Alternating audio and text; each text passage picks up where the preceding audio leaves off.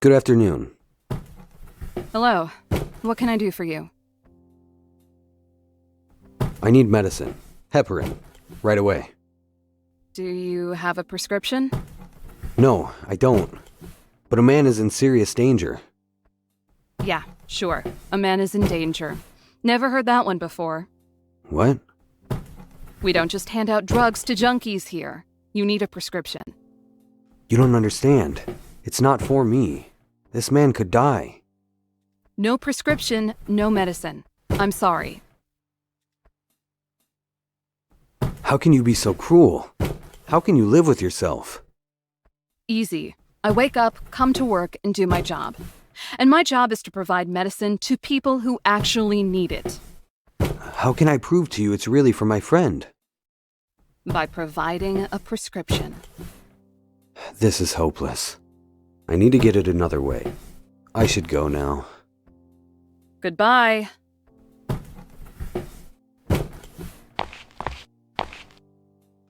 Looks like the new shipment of medicine. This guy doesn't seem to care about breaking anything, though.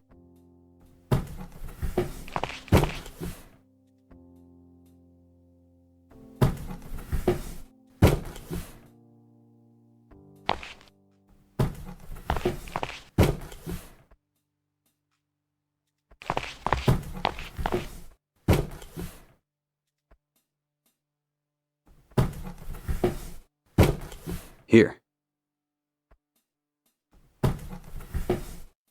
Why didn't you say you work for us? I'm happy to say you passed the test. What test? I'm the regional pharmacy inspector. You didn't sell me the pills, which is correct. You shouldn't sell anything to anyone without a prescription. Keep up the good work. Oh, thank you. Although I do have a friend who needs his heparin. That won't be a problem, will it? Of course not. I have it right here. Thank you. I'm giving you a perfect score on this review. I should go now. Goodbye.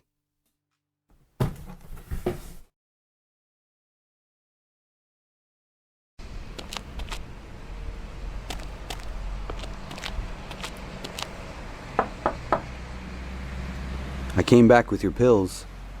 Please, come in. Please, give me my pills.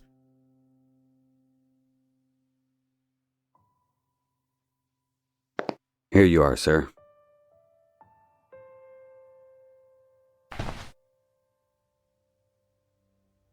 I cannot thank you enough for what you've done for me, my boy. Of course. It was no trouble. If you hadn't passed by, I don't know what would have happened. Please, have a seat. You're not one of those Jesus freaks, are you? Or here to get me to sign a petition against war in the Middle East? Because I'm so very tired of those people. No, nothing like that. So, what brings you to an old, lonely man's home? You're not a thief, I know that much. Or you would have ransacked the place and left me for dead.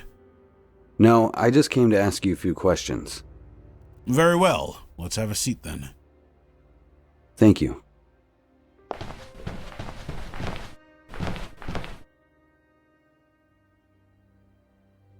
Do you mind if I ask you a few questions? Of course not. You were a detective once, weren't you? Yes, I was. Why do you ask? I've read a lot about you. Oh, you have you? I didn't think anyone gave a damn about the old schoolers. You were a hell of a detective back in the day. One of the best. I don't know about all that. It was a job. I did it better than most, I suppose. I'm sure you heard about the death of Carl Elmstadt. Of course, it was all over the news. I understand they caught the bastard. He deserves to rot in prison. Though nowadays, prison is for girls. These degenerates spend all day watching TV, going to the gym, studying. Ha! Might as well be a spa resort. Back in my day, prison was hell. If you murdered a good man like Carl Elmstadt, you were made to feel the full, brutal force of the law. Who's Elmstadt to you? I'm Richard Elmstadt, his son. Oh, I'm so sorry, my boy. I can't imagine your pain. But you can help me. How's that? Can't you see it? The mayor promises change and reform. Then, he's assassinated. Sound familiar? You're referring to the cases I closed more than 30 years ago. They were solved, my boy. What does your father have to do with them? The same people did it. You know it. Know what? There is a secret society that rules this city. They're not elected. They exist in the shadows. You're drawing conclusions based on conspiracy theories. Am I? Either way, your father's case is closed. They caught his killer. What else is there to do? I can't let them get away with this. And you plan to reopen the investigation all by yourself? That's madness. Help me or don't. You can't change my mind. I was a young man with crazy ideas once, too. If some old man told me it was impossible, I told him to shove off, and did it anyway. Very well. I will help you if I can. This was no ordinary break-in. It was a planned assassination, just like in the cases you worked so many years ago. Those cases are closed. Cold-blooded thieves in the night, nothing more. But you don't believe that. You're not on the force anymore. You don't have to lie to me. At this point, you're only lying to yourself. All right, but what I'm about to tell you has never been proven. I came close a few times, but my superiors wouldn't hear of it. They even tried to suspend me for talking about it. I'm listening. There is a group of people. They rule this city from the shadows. They control everything. If you step out of line, they will kill you. I knew it. As I said, I could never prove any of it. No one was allowed to investigate any case relating to the matter. I had to turn a blind eye. I had to carry on as though I knew nothing.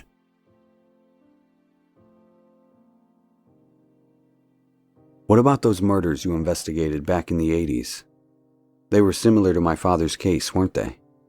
Somewhat. Tell me what you know. Please. You caught 4 of these murderers. They must have told you something. No one said anything. Most of them died before I had the chance to question them. I believe there is only one still alive, but... What? It's pointless to speak to him. Why? Who is he? His name is Michael Coltrane, but everyone just calls him Crazy Mike. Spends all day rambling about aliens or monsters or some nonsense like that. After we arrested him, we had him institutionalized. What can you tell me about this Crazy Mike? He was once a very talented assassin. Killed a lot of politicians across South America and Europe in the 80s. His psychiatrist claims he had an epiphany. He suddenly realized the horrors of his profession, and snap! He couldn't take the guilt. He went insane. Is he still in the same prison hospital? As far as I know. Why? I want to talk to him.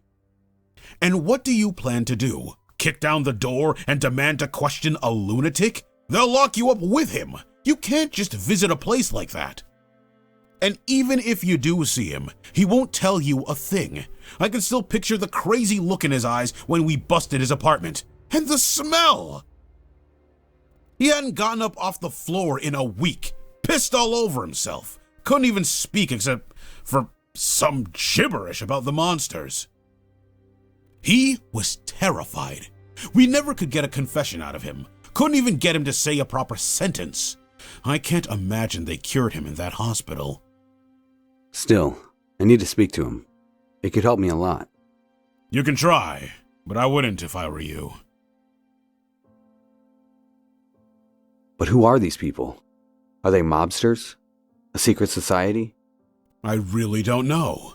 I only know they exist and that they've been here for decades. You must know more.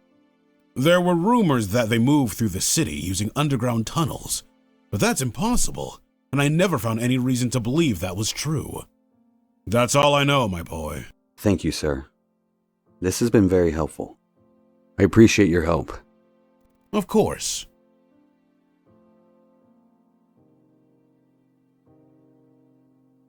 Thank you for your time, sir.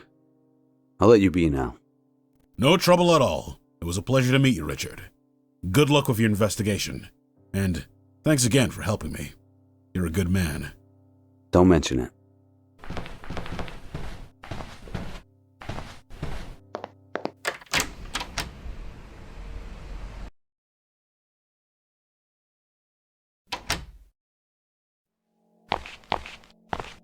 Hello, officer.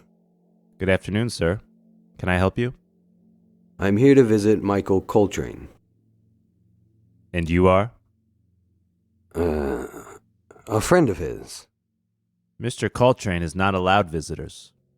There's been a court order. I really need to see him. It's urgent. No exceptions, sir.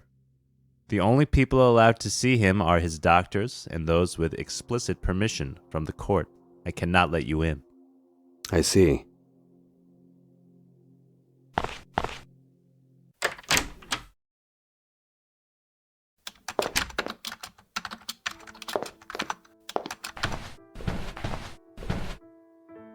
Hey, Judy. Hello, Richie. I need you to help me forge something. Again? You're really enjoying this newfound life of crime, aren't you? I prefer to think of myself as a detective. And where do the clues lead today, Sherlock? Prison hospital. I want to talk to Michael Coltrane. Michael Coltrane. Michael Coltrane. Crazy Mike? That's the one. You know him? Of course, he was a modern-day Jack the Ripper. At least that's what the papers called him in the 80s. You want to talk to this guy? You're insane. Thanks for the encouragement. Just saying, he went on a killing spree through the city. What does he have to do with your case? Detective Proctor told me he was the killer in the last of the political assassinations. He might be able to tell me something. Problem is, he went insane just before they caught him. Huh. Wow. Look at you, knowing all the top secret information before me. I'm a little jealous. I'm starting to get the hang of this. You think you can forge some paperwork to get me in? Sure, give me a second.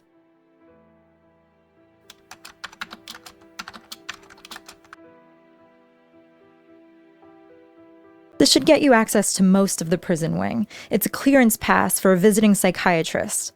The guard won't look twice at it.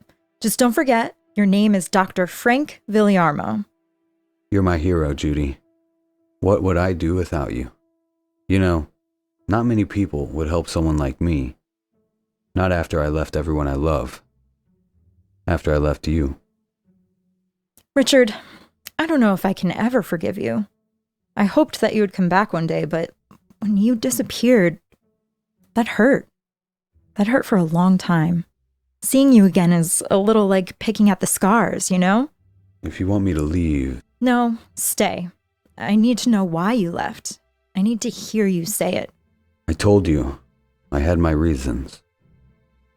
Richard, I don't care what you say. Just don't avoid the question anymore. Why did you leave? It happened gradually.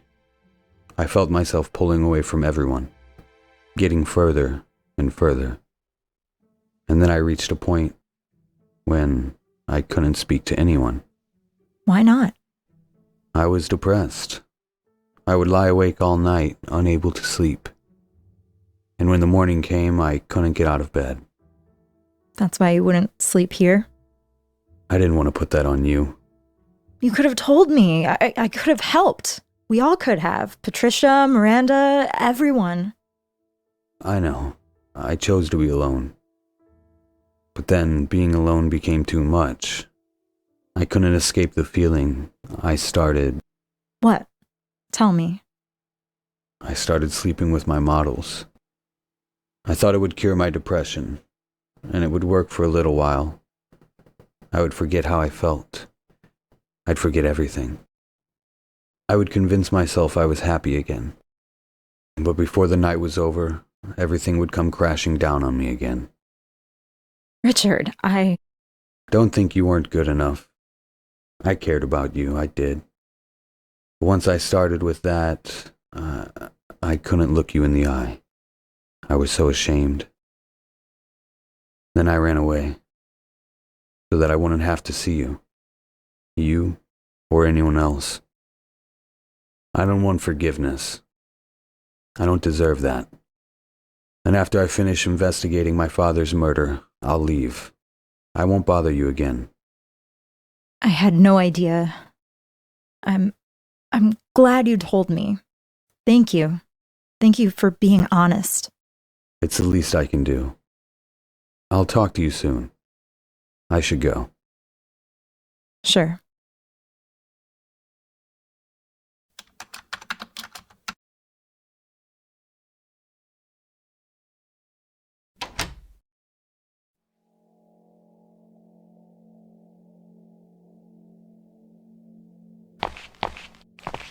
Hello, sir.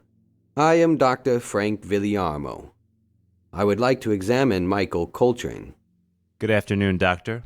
Let me see. All right, you're good to go. Are you new? Haven't seen you here before.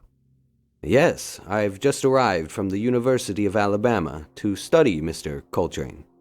He is a fascinating subject, I must say. You could say that. Just be careful.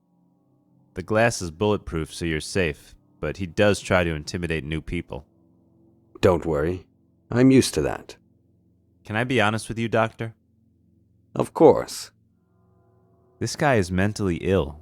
I mean, seriously deranged. I don't understand why you're all so fascinated by him. The most disturbing cases are always the most interesting. I'll say this. He has gotten better over time. Been here 30 years. And when he's medicated, he can at least speak coherently. The treatments are working then. Yeah, maybe. Anyway, good luck. Thank you.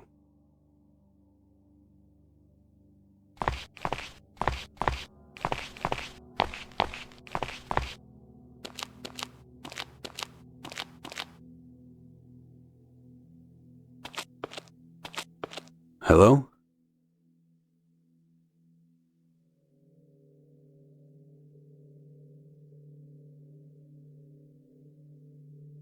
My name is Richard. I know you don't believe me, but I need your help. No, not another shrink. I had enough of you people. I'm not crazy. I know what I saw. I'm not a doctor, Michael. I just want to hear your story. I want to know what you saw back in the 80s. I already told my story 1,000 times. They got it on tape and everything. Ask one of your shrink friends to play it for you. I told you, Michael, I'm not a doctor. Yeah, right. Ain't nobody come through here but doctors and guards. Beat it, Doc. You're right. I'm not supposed to be here. I forged documents and snuck in just to see you. My father was killed. I don't know you. I don't know your father. Not my problem. He was killed by the same people who hired you all those years ago. And what do you want from me? I can't help you. You're the only witness still alive. You think I know something? I know something happened to you. You're not the same man you once were. The people who killed my father, they changed you. Well, that may be true, but it doesn't matter. Nobody believes me. I do. Hold up, if you ain't a cop, and you ain't a doctor, how did you find out about me? Detective Proctor told me about you. Proctor, yeah, that guy, he's still alive? More or less. Listen, Michael, I risked a lot just coming here. You're the only one who can help me. Please, I beg you. Tell me everything you know about these people. I don't think you're crazy. I trust you. So please, trust me. All right then. You've been locked away a long time, so you probably don't know. But you're kind of famous. You were one of the best at your job. Some might even say you were a legend. Me? A legend, really? Look, I don't condone what you did, but I am impressed you managed to get so close to so many important people. Politicians, world leaders. It's not easy. I was good, wasn't I? But I hated every second of it. So why did you do it? The money, why else? 800,000 to kill one guy? People on the street kill for a few dollars. I thought of myself as a higher class of killer. But a legend? I never thought I'd be a legend. Tell me exactly what happened. I remember like it was yesterday. By that time, I already had 3 kills in the books, and a nice pile of money in the bank. So I said to myself, that's it. I'm done. Then this guy, all dressed in black, shows up one day, says he'll pay me 800 grand to kill some guy. He puts 100 grand in cash right there in front of my hand and says, this is just for listening to me. You'll get the rest when the job's done. So I agreed. I'd do one more job. Who did you have to kill? The target was some guy I'd never heard of, but apparently he was famous. Some kind of president of the Peace of America organization. Tyler Green, if I remember right. To this day, I don't know why this hippie was so important. Tyler Green was the man who inspired my father's entire political philosophy. The pieces start to fall together.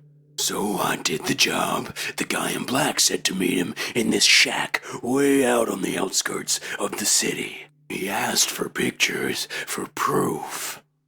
Oh God, no, not again. What's wrong? I'll see it again. No, get out of my head. Michael, look at me. Oh, I'm sorry. Sometimes I have these seizures, as the shrinks call them. Are you okay to keep talking? Sure, where was I? Oh yeah, the guy in black says how satisfied they are with my work. Says they got my money right there. But first, he wants to sit and talk. He says they want me to work for them full time, but doesn't say who they are. By this point, I don't really care. Mafia, CIA, the Russians, whatever. I just wanted to get my money and get out of there. And then it happened. The room was quiet. Kinda like this room right now. But then it got too quiet. No sound at all. He started talking again, but his mouth was closed. What do you mean? God help me, I never experienced anything like it. He told me they needed me. They wanted me to be one of them. Who were they? I don't know, he just kept sending his thoughts to my head, and I heard every word just as I can hear you now. But that wasn't the worst of it. Someone else was talking. At first I thought they were in the room too, but there was nobody there. He spoke to me. He tried to convince me. He showed me pictures in my head. He showed me their incredible wealth, the power they had. He showed me how they control the world. I saw it all with my head, as if I'd experienced it myself. Like a memory, these people are not from this world. They're monsters, aliens from another planet. I started screaming. I left the money on the table and ran. And the whole time I was running, I could hear the voices in my head. The voices started speaking some nonsense language, whispering like they were right next to me. I went back to my apartment and lay on the floor for what must have been days. Do you still hear them, Michael? I heard them for a week or two after that. Then all of a sudden they stopped. But sometimes... What? Sometimes I see things. What things? Things not of this world. We are slaves, Richard. I don't want to live like this anymore. I don't want to see these things. I envy those I killed. Living in this hell is my true punishment. Don't worry, Michael. Everything will be all right. You don't know how often I hear that phrase. It's never gonna be all right. Never. Not as long as they exist. He may be hiding something important. I should check out Coltrane's apartment in case there's any evidence left behind. That is, if the apartment still exists. That's it for now.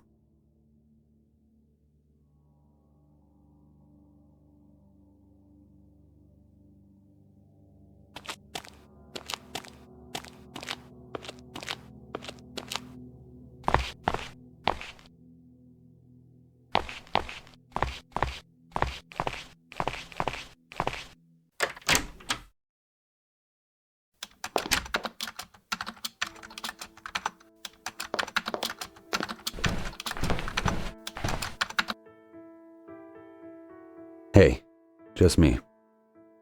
Make it fast, Richie. I'm a little busy at the moment. How did it go? Were you able to talk to him? A little. Was he totally out of his mind? He was calm for the most part. Must be heavily medicated. But he told me some interesting stuff. He claims he was working for this secret society. I want to look through his old apartment. There might be some clues left behind. I'm sure the police cleaned the place out. Who knows if it's even there anymore? I still want to check it out. Can you find the address? Can Pavarotti sing? Count to 10 and I'll have it. Okay, let's see. Got it. Michael Coltrane, last known address 952 Lincoln Avenue. Now let's see if it's still standing. You're in luck. Nobody's touched the place since 1978. And no new tenants since Crazy Mike. I guess nobody wants to sleep in Jack the Ripper's old bedroom. All the same, be careful. That's a rough neighborhood. The place is probably crawling with junkies. Thanks, I will. And hey, Yeah? I've been thinking about everything you told me before. I want you to know I'm not mad at you. It took a lot of guts to tell me all that, and it wasn't easy to hear. But I forgive you. Thanks. That means a lot to me. I don't want you to disappear again after this. I don't have a lot of friends, and I could use one to talk to now and again. I'd like that. Anyway, here I go getting sentimental when you have a case to solve. Have fun at your crack house. Yeah, I'll try. Talk to you soon. I'll be here.